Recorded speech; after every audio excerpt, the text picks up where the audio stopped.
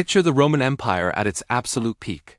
Marble cities gleaming under the sun, legions marching in perfect, terrifying formation. An empire so vast, so powerful, it believed civilization itself was its property, destined to last forever.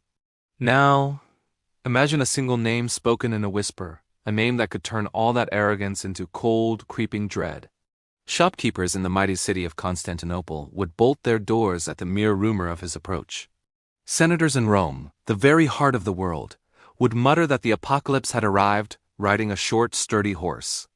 That name was Attila, known to the Romans as the Scourge of God, and before his story is over, the most powerful empire the world had ever seen would be on its knees, counting out stacks of gold, just to buy a little more time. This isn't just a story of battles. It's the story of how one man turned the world's greatest military into his personal tribute collector, forcing emperors to weigh out gold coins in their chambers, not for glory or expansion, but simply to purchase another year of peace. To understand how Attila held an empire hostage, you first have to understand that the empire was already bleeding. The 5th century was not a good time to be Roman. The foundations were cracking. Civil wars had become a chronic disease, draining the treasuries and thinning the ranks of the legions. Ambitious generals were more interested in fighting each other for the throne than in defending the frontiers. The borders themselves were a patchwork quilt, held together not by steel and discipline, but by bribes and fragile treaties with so-called Barbarian tribes. Rome was running a protection racket on itself, paying off potential enemies to keep them quiet. Into this chaotic, weakened world rode two brothers from the great eastern steppes, Attila and his elder brother, Bleda. They inherited leadership of the Huns, a confederation of nomadic peoples who had been pushing westward for decades. Seeing the state of Rome, they didn't just knock on the door, they kicked it in. The Romans were already paying the Huns an annual tribute of 350 pounds of gold to stay away. Attila and Bleda looked at the situation, looked at the trembling Romans, and calmly, coolly, doubled it. 700 pounds of gold per year. And the Romans, caught between civil war and the Huns, had no choice but to pay. The protection racket had new management. This wasn't just a raid, it was a hostile takeover. The Huns weren't just a threat on the border. They were now a line item in the imperial budget. But Attila's power wasn't just about exploiting a weakened enemy. His real genius was in military innovation. For centuries, the classic matchup was the disciplined Roman legion versus the wild barbarian horde.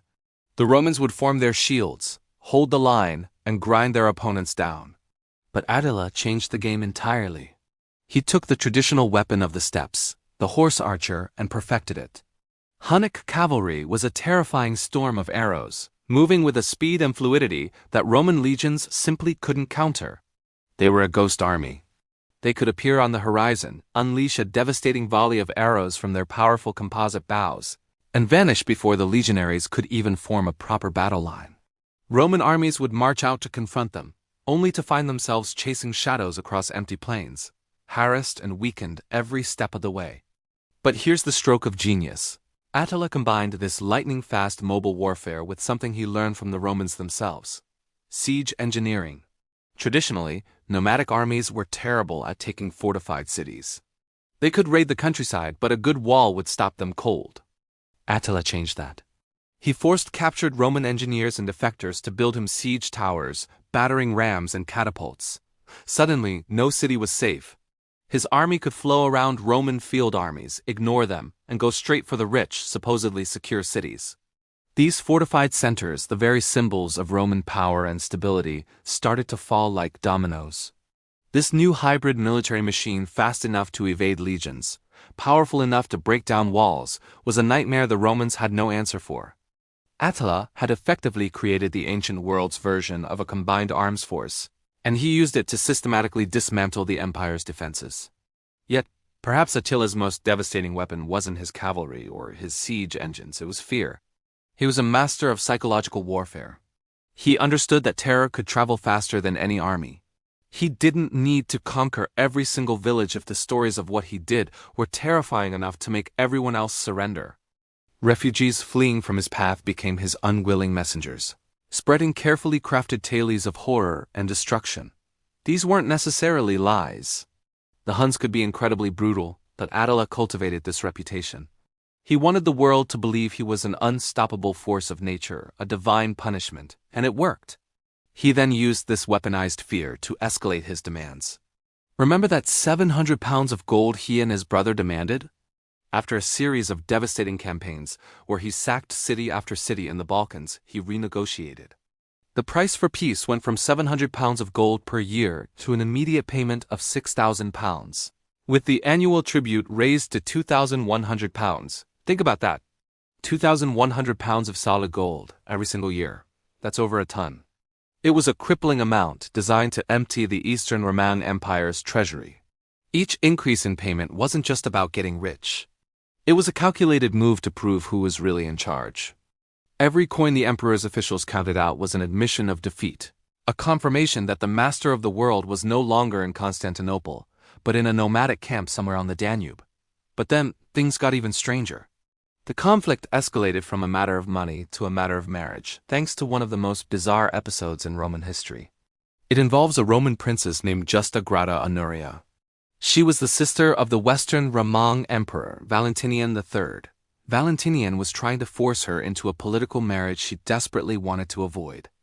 In an act of sheer desperation, Honoria did something unbelievable. She secretly sent her engagement ring to Attila. Her message was a plea for help, asking him to be her champion and save her from the unwanted marriage. But Attila, being the ultimate opportunist, interpreted this in a very different way. He declared that Honoria's ring was a marriage proposal, and as her husband-to-be, he was therefore entitled to a dowry. And what would be a fitting dowry for a Roman princess? According to Attila, half of the entire Western Roman Empire. Suddenly, a messy family dispute had spiraled into an international crisis of epic proportions. Attila now had a legal pretext, a asterisk casus belli asterisk, to invade the West. It might seem flimsy to us, but in a world of honor, oaths, and claims, it was a powerful piece of political theater. He wasn't just a barbarian raider anymore. He was a claimant to the throne, a spurned husband demanding his rightful property. The royal marriage scam, as you could call it, gave him the justification he needed to march his army into the heart of Gaul, leading to some of the largest and bloodiest battles of the era. After years of campaigning in the West, which included the cataclysmic Battle of the Catalonian Plains, Attila regrouped and set his sights on the ultimate prize, Italy itself. He crossed the Alps, sacked major cities like Aquilera, Padua, and Milan, and marched south. The Western Roman army was shattered, the emperor had fled, and there was nothing, absolutely nothing standing between Attila's army and the city of Rome. The eternal city, the symbolic heart of Western civilization for 1,000 years, was defenseless. Its gates were open. And then the most mysterious thing happened. Attila stopped. He met with a delegation from the city, led by Pope Leo I, and after that meeting, he turned his entire army around and simply rode away, leaving Rome untouched. Why? Historians have debated this for centuries. Was it a miracle? Did the Pope's divine authority truly persuade the Scourge of God to spare the city? This is the version the Church promoted, and it certainly boosted the prestige of the papacy. Or were there more practical reasons? Some sources suggest that disease was ravaging Attila's camp, a common problem for armies on long campaigns. Others point out that a new Eastern Roman army was crossing the Danube, threatening the Hunnic homelands. Attila might have realized that sacking Rome was one thing, but holding it while his own lands were under attack was impossible, or maybe it was just about the gold. The delegation brought a massive tribute, essentially paying a ransom for the city. Whatever the reason, the man who had brought the empire to its knees stood at the very gates of its capital and chose to walk away. The mystery of his retreat is one of history's great what-ifs. The story of Attila ends not with a bang, but with a strange, ironic whimper. The man who had made emperors tremble, who had reshaped the map of Europe, who lived his life in the saddle and on the battlefield, did not die in glorious combat. In the year 453, Attila took a new young wife named Ildiko. Following the wedding feast, filled with celebration and heavy drinking, he retired to his tent for the night. The next morning, his attendants grew concerned when he didn't emerge. They forced their way in and found a shocking scene. Attila was dead. He had suffered a severe nosebleed in the night, and lying on his back in a drunken stupor, had choked on his own blood.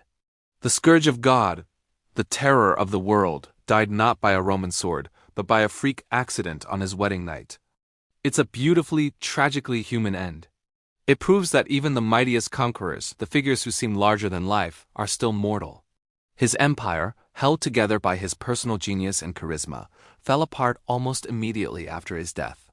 His sons fought over the inheritance, and the subject tribes rose up in rebellion. Within a generation, the Hun Empire had vanished. But the legend of Attila, the man who held Rome in the palm of his hand, would outlast his body and his empire by centuries, a timeless reminder of how fragile even the greatest powers can be. Thanks so much for watching. If you enjoyed this journey into the past, please consider hitting that like button and subscribing to the channel for more stories like this. We'll see you in the next one.